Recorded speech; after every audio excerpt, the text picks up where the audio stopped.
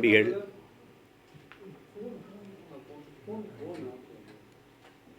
ஆதம்பாவா அவர்கள்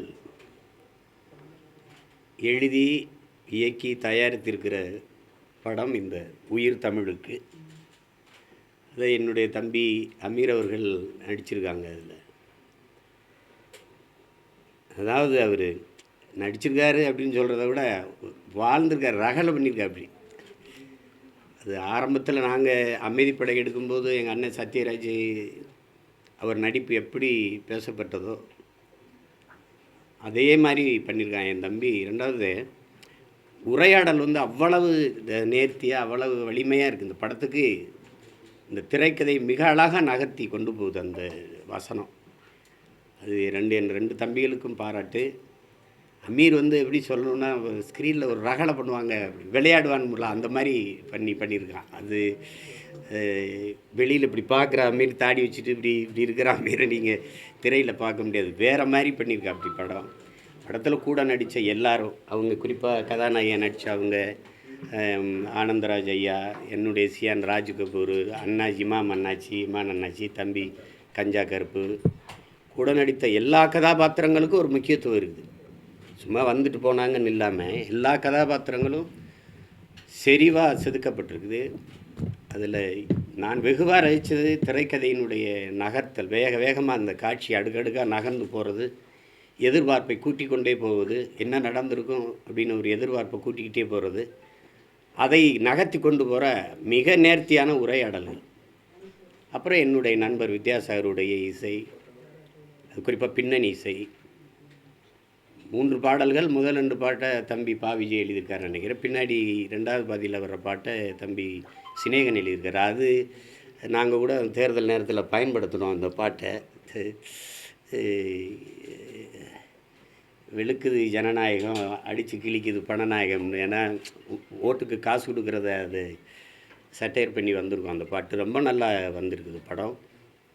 நீங்கள் பாருங்கள், உண்மையிலே உயிர் தமிழுக்கு தான். அது அவ்வளவு நேர்த்தியான படம். இது வெறுமனே இது ஒரு என்ன சொல்கிறது, சீரியஸான அரசியல் படம்னு நினச்சிடக்கூடாது.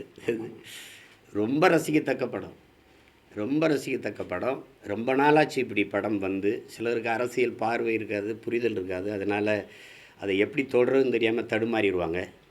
அவங்க 2 பேரும் என் தம்பிகளுக்கு நல்லா அரசியல் தெரிஞ்சதுனால பூந்து விளையாடிட்டாங்க. அது நாங்கள் விரும்பினது வாக்குப்பதிவுக்கு முன்னாடி இந்த படத்தை கொண்டு வந்துடணும்னு நினச்சோம், அது முடியல. அதனால் இந்த மே 10ஆம் தேதி வருது. அன்பு கூர்ந்து நான் என் அருமை சொந்தங்களிடத்தில் கேட்பது, நீங்கள் திரையரங்கில் சென்று இதை பார்த்து ரசிக்கணும், அதுக்கு பேராதரவு கொடுக்கணும்.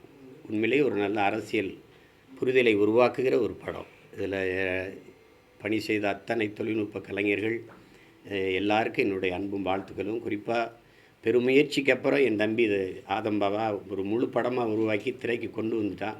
அதுக்கு என்னுடைய அன்பும் வாழ்த்துக்களும். அவனுக்கு இதில் பண்ணியிருக்க என் தம்பி அம்மீருக்கு என்னுடைய அன்பும் வாழ்த்துக்களும். ஒரு மிகப்பெரிய வெற்றி படமாக இது அமையும். அவன் நடிச்சிருக்கிறான், யோகியில் அதெல்லாம் நடித்தான். ஆனால் இந்த படம் அவனுக்கு முழுமையான ஒரு நடிகனாக இந்த படம் அவனை கொண்டு போய் சேர்க்கும் நான் ஆழமாக நம்புகிறேன். அதுக்காக என் அன்பு நிறைந்த வாழ்த்துக்களை என் தம்பிக்கு தெரிவிக்கிறதுல மகிழ்ச்சி அடைகிறேன். படத்தை கொண்டு போய் என் அன்பு உடன் பிறந்தார்கள், ஊடகவியலாளர்கள் கொண்டு போய் சேருங்க. ஒரு நல்ல படம், நீங்களும் பாருங்கள், போட்டு காட்டவங்க.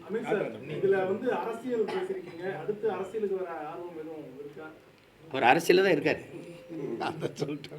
நான் அவர் கூட தான் இருக்கேன். அரசியலில் தான் இருக்கார்.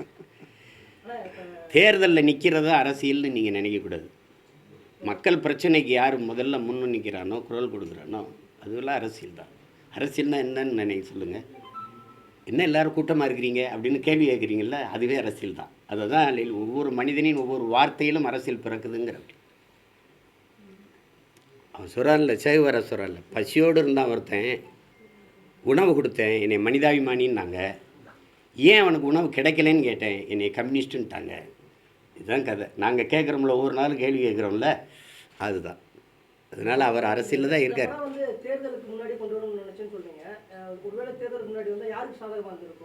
இல்லை, பொதுவாக மக்களுக்குள்ள ஒரு பெரிய விழிப்புணர்வை ஏற்படுத்தியிருக்கோம். அது பொதுவான பார்வை. நீங்கள் இந்த அதுக்கு தம்பி சினேகனுடைய ஒரு பாட்டே உங்களுக்கு போதும். நம்ம செய்கிறோம், எதனால் என்ன பொறுப்புணர்வோடு நம்ம வாக்கு செலுத்தணும் அப்படின்னு இருக்குல்ல, அதை உணர்த்தி இருக்கும். அதுக்கு சின்ன ஒரு அரசியல் விழிப்புணர்வை ஏற்படுத்தியிருக்கும்னு நான் உறுதியாக நம்பினேன். அதுக்காக 2 தம்பிகள்கிட்டையுமே நான் அழுத்தினேன், எப்படியாவது தேர்தலுக்கு முன்னாடி கொண்டு வர முடியுமா, பாருன்னு. சூழல் அமையலை. சரி, அதுக்கப்புறம் அந்த நேரத்தில் விட்டு திரையரங்குக்கு வராமல் எல்லாம் தேர்தல் கலவரத்தில் இருந்துருவாங்கன்னு தான் சரி மே 10 தேர்தல் முடிஞ்சு விடலாம். இந்த படத்துடைய ட்ரெய்லரில் பார்த்தீங்கன்னா தமிழக விடுதலை புலிகளுடைய தலைவர் பிரபாகரனுடைய ஃபோட்டோஸ்லாம் வந்துருந்தது. அவருடைய ஃபோட்டோஸ் வரணுன்ட்டு நீங்களும் நிறைய போராடி இருக்கீங்க. அந்த ஒரு ட்ரெய்லர்லேயே அந்த அவருடைய ஃபோட்டோ அதை நறுக்க முடியல.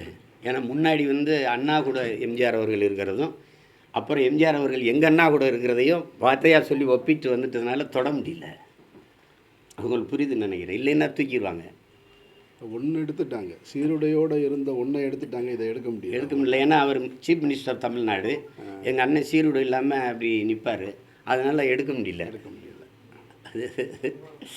அதுக்கப்புறம் தானே எல்லா பிரச்சனைகளும். அப்போ அது முதலாக அவரை சந்தித்த போது எடுத்த படம் அது.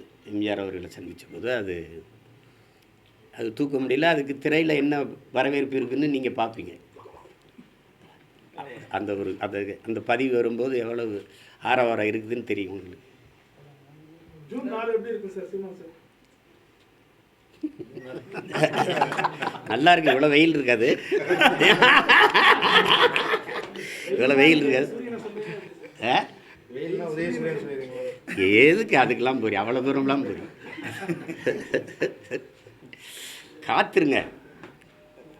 காத்துருங்க, கொஞ்சம் பொறுத்துருங்க, காத்துருங்க. சார், 2 நாளைக்கு முன்னாடி பிரஸ் மீட்ல அமித் சார் சொல்லியிருந்தாங்க, எனக்கு ஓட்டு போட மாட்டாரு, ஆனால் அந்த தவறு செஞ்சிருக்க மாட்டாரு, அவர் திமுகவுக்கு தான் ஓட்டு போடுவார்னு சொல்லியிருக்கீங்க. அவனே தானே சொன்னான்.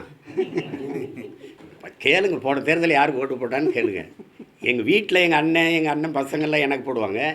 இவன் அங்கே தான் போட்டேன்னு தான் சொன்னான். அப்புறம் அவனை வச்சுட்டு தான் சொல்கிறேன்.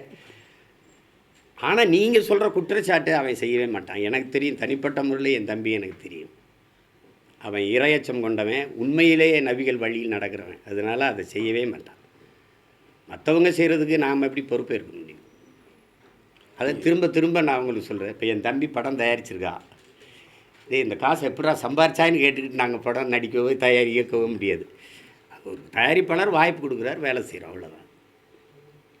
ஜூன் 4 வெயில் வராதுன்றீங்க. ஒருவேளை மழை பூ ஏதாவது மழை அது தண்ணீரில் மலர வாய்ப்பு இருக்குது. தமிழர்கள் கண்ணீரில் மலர வாய்ப்பு கிடையாது. அது கூட இலை கூட துளிர்க்கும்னு சொன்னாலும் சொல்லுவீங்க போல் இருக்கு. மாம்பழம் பழுப்பு வரிகள் முக்கியமா இப்போ காரணமா போயிட்டு இருக்கு சார். உங்களுடைய பார்வையில ஒரு இயக்குனரா நீங்க எப்படி சார் இதை பாக்குறீங்க? 2 பேரும் முக்கியமா இல்லாட்டி 2 பேரும் ஆளுமைகள் இதுல மோதிக்கிட்டு இருக்காங்க. பாடல் யாருக்கு? கல்வியா செல்வமா வீரமாங்கிற கதை மறுபடியும் சரஸ்வதி சபதம் தான் எடுக்கணும். நாங்கள் அப்படி கிடையாது. இசைத்தமிழ் நீ செய்த அறிஞ்சாதனைன்னு இப்போ இருக்கிற மாதிரி தான் அது இல்லை. பாடலாக இசையானா ரெண்டுமே முக்கியம்தான். வெறுமனே மெல்லி இசை, வரிகள் இல்லாத இசையும் நம்ம ரசிச்சிருக்கோம். நத்திங் பட் விண்டெல்லாம் நம்ம பார்த்துருக்கோம். இசை இல்லாத சந்த வரிகளை கவிதையாக படிக்கும்போதும் நம்ம ரசிக்கிறோம். அப்போ ரெண்டுமே ஒன்று ஏன் பிரிக்கணும்? மொழி உடல்னால் இசை உயிர்னு வச்சுக்கிறோங்க, அப்படி வச்சுக்கிறோங்க. ஒரு மூச்சுன்னு வச்சுக்கிறோங்க. அதை போட்டு எதை பிரிச்சுக்கிட்டு எடுக்கணும்? 2 தகப்பங்களுக்குள்ளே இருக்கிற மோதலுக்குள்ளே பிள்ளைகளை கொண்டு இழுத்து விடக்கூடாது. அது தீர்க்கப்பட வேண்டிய பிரச்சனை. அது தீர்க்கப்பட வேண்டிய பிரச்சனை.